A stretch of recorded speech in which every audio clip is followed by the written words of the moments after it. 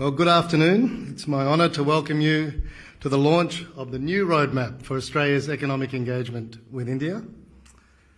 Before we get started, I have a very special guest to introduce you to.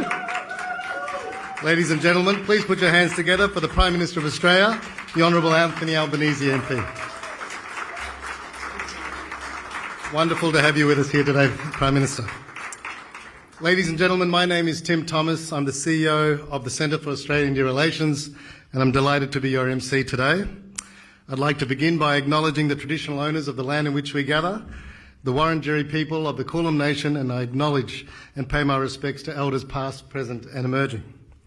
The Australia-India relationship has never been stronger, and I've had the immense privilege of leading the Centre for Australia-India Relations since May of 2023, when it was announced by Prime Minister Albanese during the visit to Australia of Prime Minister Modi.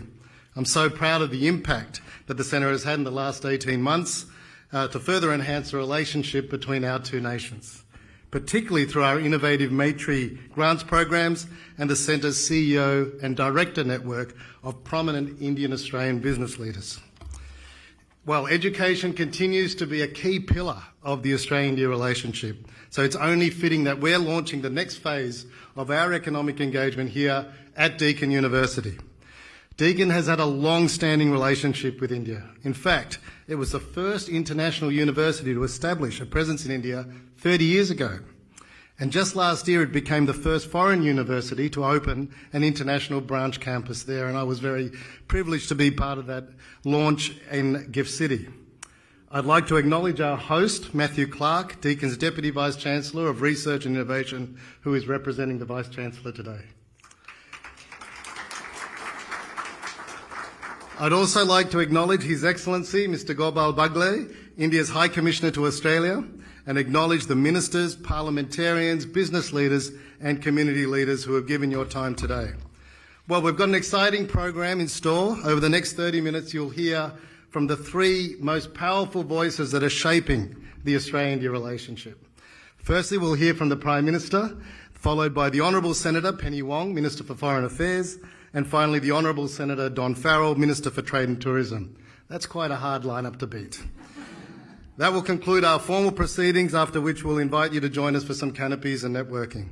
So without further ado, it is my pleasure to welcome a true champion of the Australia-India relationship and a big supporter of the Centre, the Prime Minister, the Honourable Anthony Albanese. Thank you.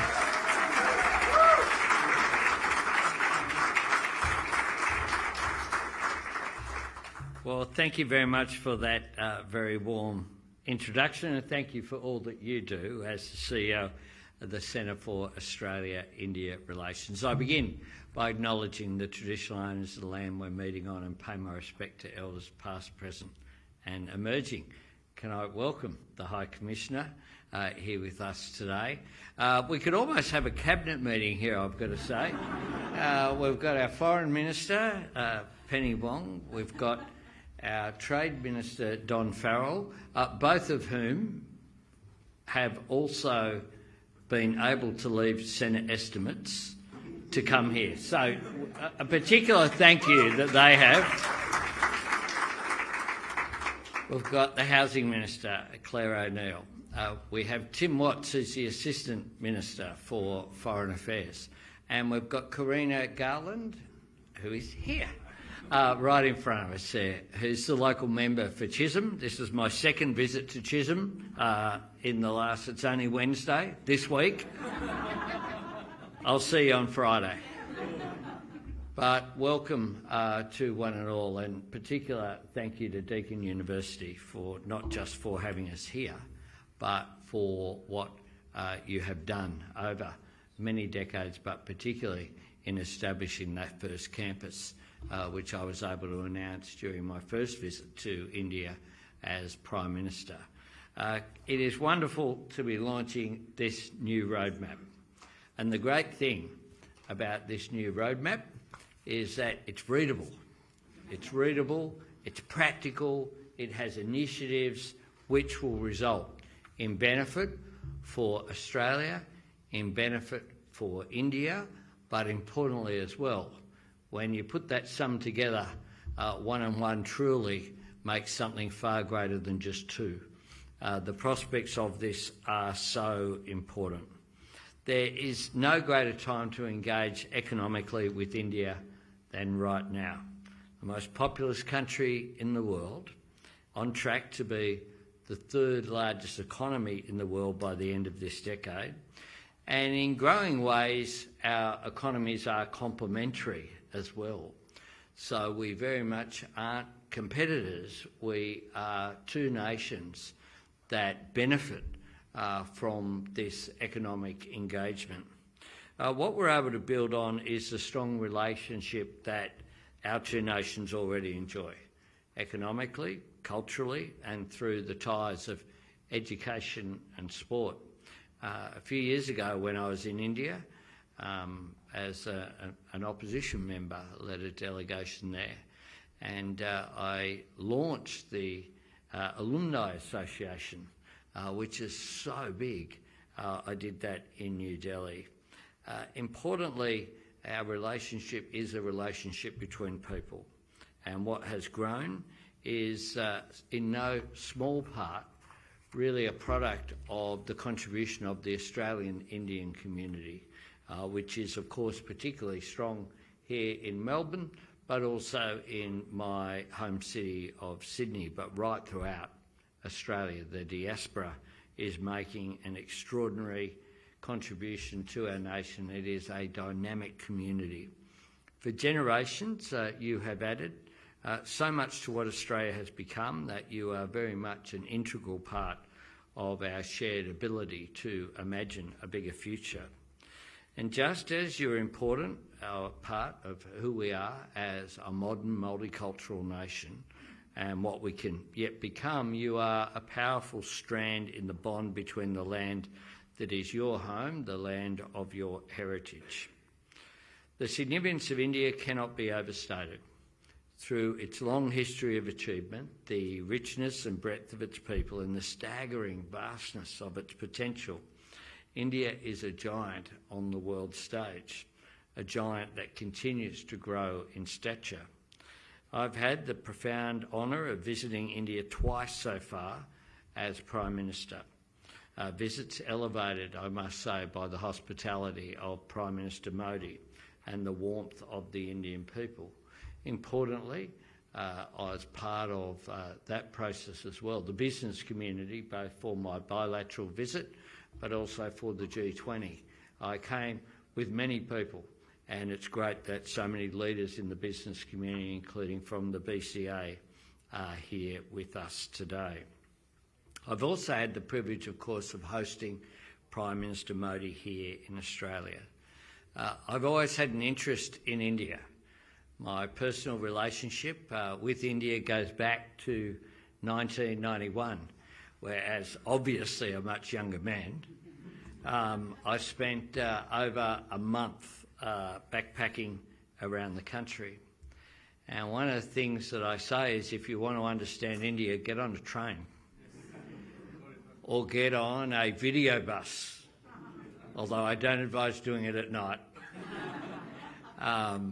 We travelled around, we arrived in places like Jaipur and Udaipur and went on a camel safari in Jaisalmer, did all sorts of things that when you're younger you can do with a sense of adventure, looking for accommodation and engaging. We even went from Agra to Jodhpur, I think it was.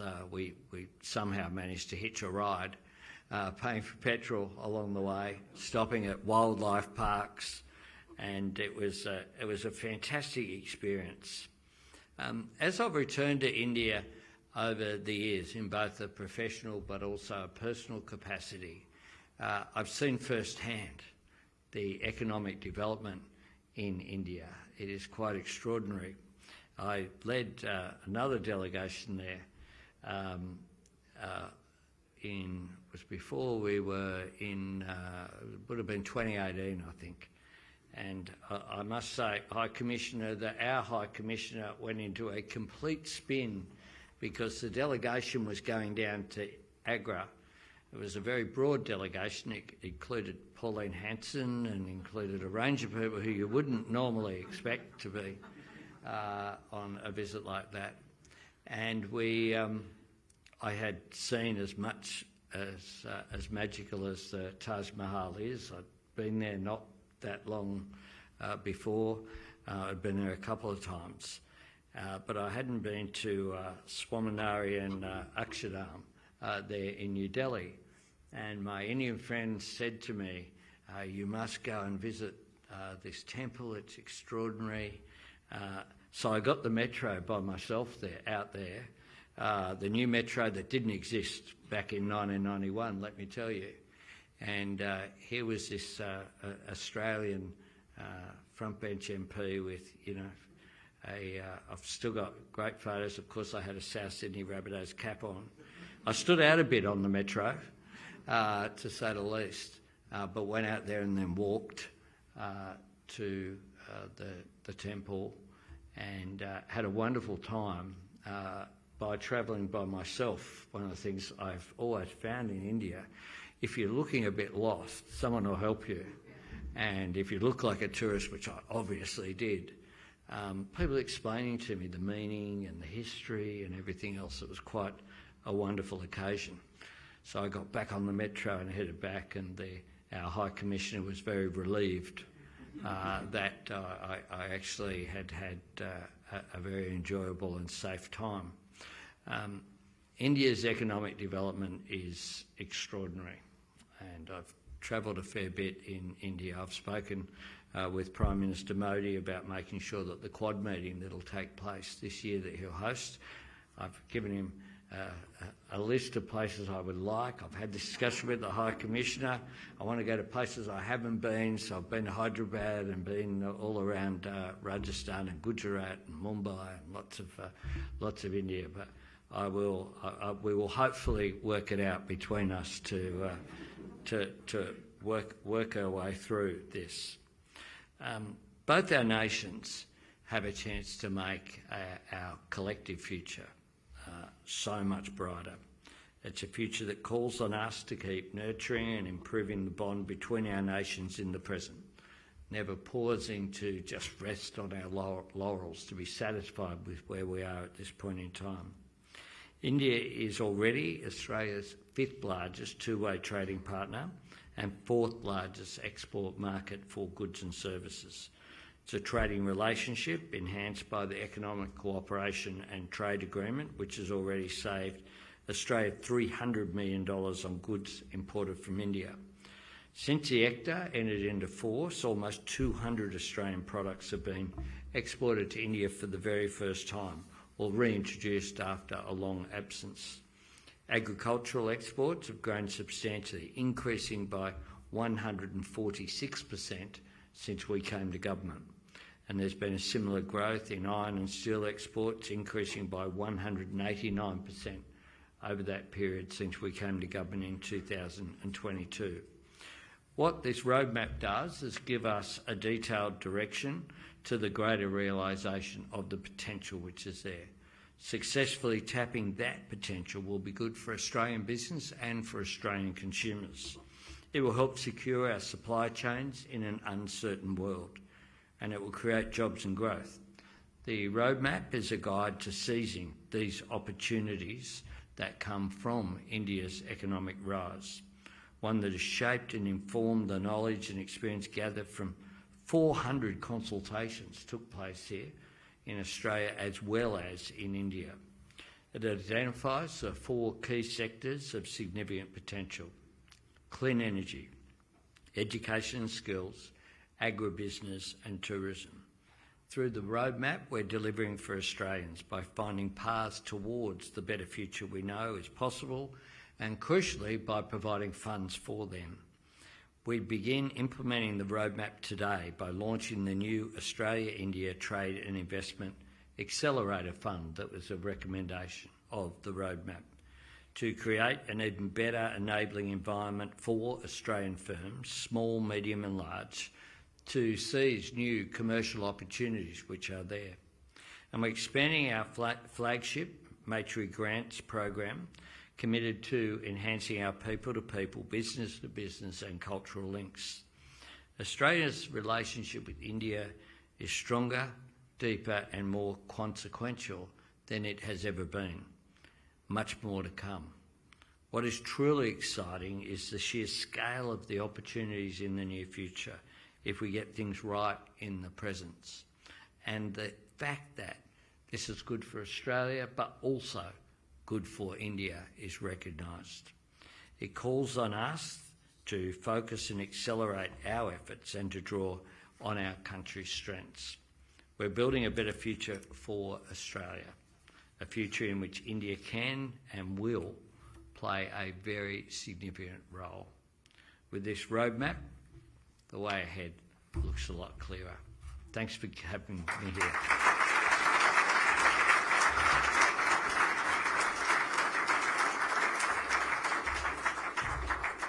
Thank you, Prime Minister, for that very personal account of your experience with India and, of course, what we look forward to in the roadmap. If I can now invite the Honourable Senator Penny Wong, Minister for Foreign Affairs, to the stage. Thank you.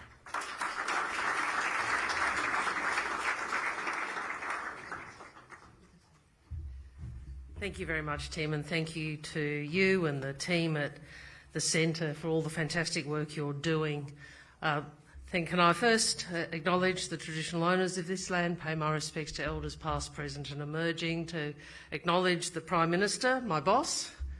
It's good to be here with you, Prime Minister. My colleagues, Don, to Claire, also Tim Watts, and also particularly Karina. Thank you for having us in your beautiful lecturate. To High Commissioner Bagley, thank you for honouring us with your presence. To Matthew Clark, Professor Matthew Clark, thank you for hosting us. To all of the Australia-India CEO Forum members, to all in this room who contribute so much to the India-Australia relationship, thank you very much for the opportunity to speak with you, and thank you for attending for the Prime Minister's launch of the roadmap, the Accelerator Fund, and for the discussion about the relationship. Obviously, the PM is really given the speech that you came to hear, but I'm going to just talk briefly about 4 key points. I want to touch on why India matters to us and why we matter to India, in the context particularly of both economic opportunity and strategic imperative. I want to touch on how we can do more to convert opportunity into outcome. I want to talk about what an unparalleled asset we have in the Australian-Indian diaspora in all its dynamism and diversity. And I want to end on the strategic imperative of our partnership in the region and the world at this time. So why does India matter to Australia? There's this fantastic, Claire, you'll like this because you always like diagrams. She's always showing me diagrams. She loves a diagram, but the India growth story in this, which shows where India was in 1993 and where it will be in 2030 and the step up every 10 years, really is the only picture you need to be reminded of why India matters to the region, to the world, and to Australia. Its growth is remarkable, actually unparalleled for its quantum and sustained nature over time. In addition, as the Prime Minister spoke about, the complementarity between our economies will only grow. You can see this in the sectors which we've described as the superhighways, because they are the sectors where over time you can see, because of the nature of the development of the Indian economy, the advancing of the Indian economy, its demographics, and the nature of the Australian economy, that complementarity will go. And as the Prime Minister said, that obviously clean energy, where we have a shared commitment to achieve net zero. Education and skills, where you have one of the youngest demographics of the world's major economies in India, with 2/3 all under the age of 35. Australia is a tertiary education and skills partner of choice. The area of agribusiness, where we see obviously India's demand for food security to meet a growing population, and Australia's capacity to provide that. And then, of course, tourism, where you see already over $1.5 billion added to our economy each year from India. And as the Indian consumer class increases, that will only grow. But I want to talk briefly about people, and in particular our dynamic, diverse Indian diaspora, the fastest growing overseas-born group in Australia. Many of you in this room would proudly count yourselves as members of that diaspora, and what I would say to you is we need you. We need you. You bring unique knowledge, understanding and relationships. As Foreign Minister, I often speak of the fact that our diversity is a national asset because it gives us understanding, insight, connection, common ground with so many of the countries of the world. And nowhere is that more so than when it comes to the Australian Indian community. As I said, we need you, and the truth is we will not reach the full potential of this relationship without you. And I want to thank so many of you for the work that you do, and in fact the roadmap has some fantastic vignettes of the work that some in this room are doing, and I thank you very much personally for it. Our Maitri program that the Prime Minister has also announced is obviously one way in which we harness the momentum of the Australia-India diaspora, and we were pleased to have further funding for the next round of Maitri grants because the earlier rounds have been so successful. So thank you, Tim. Finally, on the strategic imperative. There's a reason why I have met Dr. Jaishankar more than any other counterpart. We share a region and we share a future, and we both want a stable and prosperous and peaceful Indo-Pacific. And we both know we have to work together in order to assure this. We have to both strengthen our capability, we have to both strengthen our capacity, we have to both strengthen our capacity in the defence and diplomatic sectors, and we need to work to bring together our different strengths in support of rules and principles which keep us all safe. We live in times where many assumptions are being tested. Let this be a relationship which meets the moment. Thank you very much.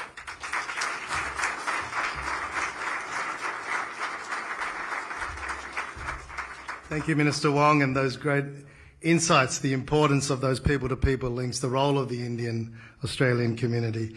If I can now welcome on stage the Honourable Senator Don Farrell, Minister for Trade and Tourism. Thank you. This way. Shortcut. Well, thank you for this wonderful hosting by Deakin at this terrific event. I always have to adjust the microphones. Tend to be the shortest person in the room, don't I, High Commissioner? But look, it's great to be here with my two bosses.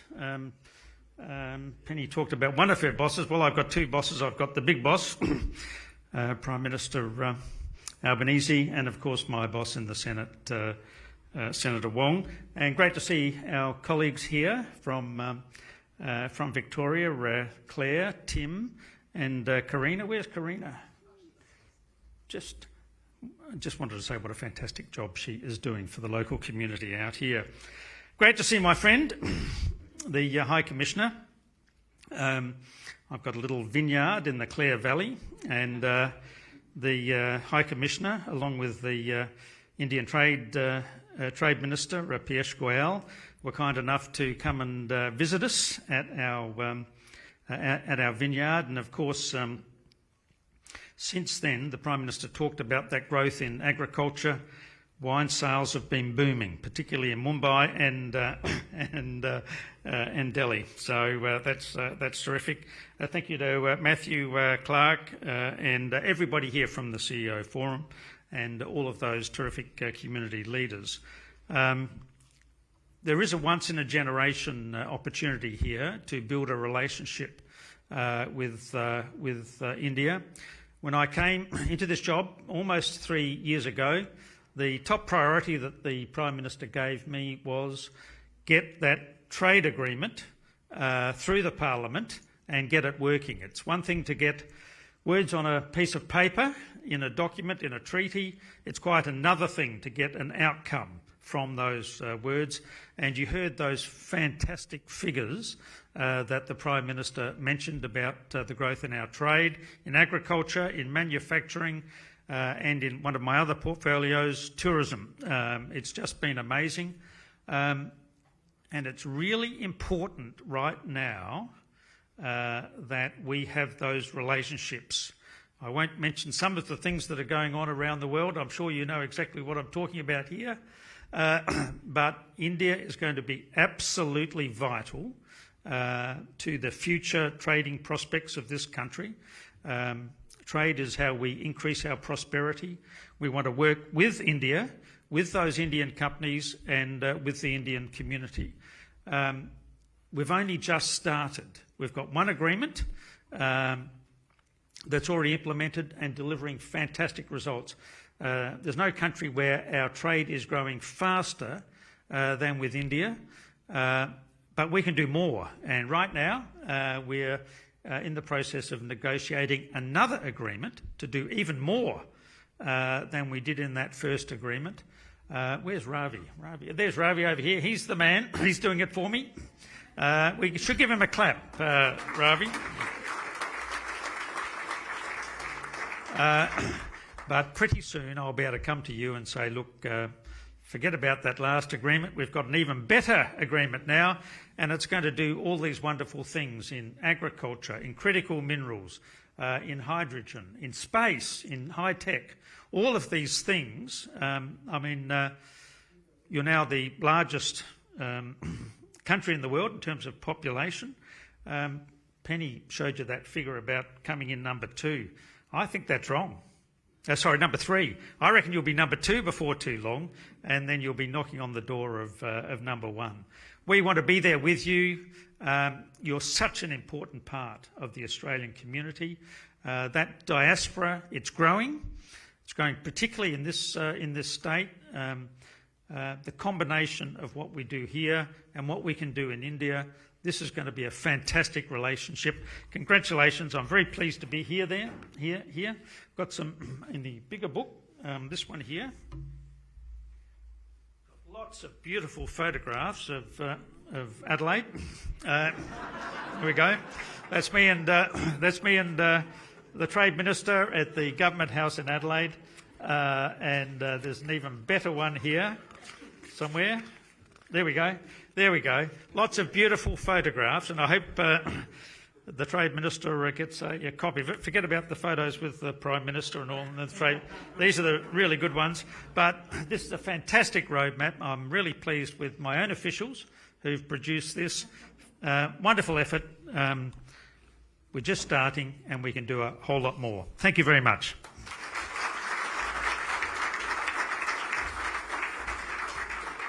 Thank you, Minister Farrell. Aren't we so fortunate that with the Prime Minister, Minister Wong and Minister Farrell, we have such passionate advocates of the Australia-India relationship. I also want to extend that gratitude to each of you for spending time with us this afternoon. You all celebrate and you all contribute and all understand in a very unique way the importance, the criticality of this relationship with India. I would encourage each of you to grab a copy of the new roadmap report. I believe there are some photos outside of South Australia, allegedly, but we'll figure that out. That concludes the formalities for today. Please join us for the room outside for some light refreshments. Thank you once again.